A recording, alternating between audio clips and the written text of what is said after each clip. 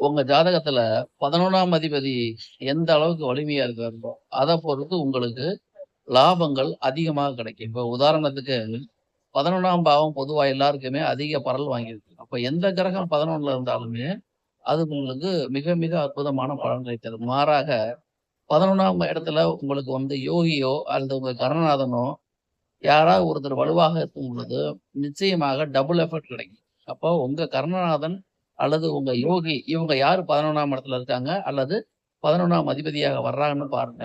இவங்களுடைய தசாபுத்தி நடக்கும் பொழுது, உங்களுக்கு மிக மிக மிக மிக எதிர்பார்க்காத அளவுக்கு நல்ல பலன்கள் நடக்கும். காரணம் என்னன்னா, பொதுவா யாருக்கெல்லாம் 11ஆம் அதிபதி தசையோ, புத்தியோ அல்லது 11ஆம் இடத்துல இருக்கின்ற கிரகத்தின் தசையோ, புத்தியோ நடக்கும் பொழுது, அவருடைய அபிலாசைகள், அவருடைய ஆசைகள், எண்ணங்கள் அனைத்துமே ஈடேறக்கூடிய காலகட்டமாக அது இருக்கும். எனவே உங்க ஜாதகத்துல பாருங்க 11ஆம் அதிபதி எப்படி இருக்கிறாரோ, அத பொறுத்து உங்க வாழ்வாதாரம் சூப்பரா இருக்கும்.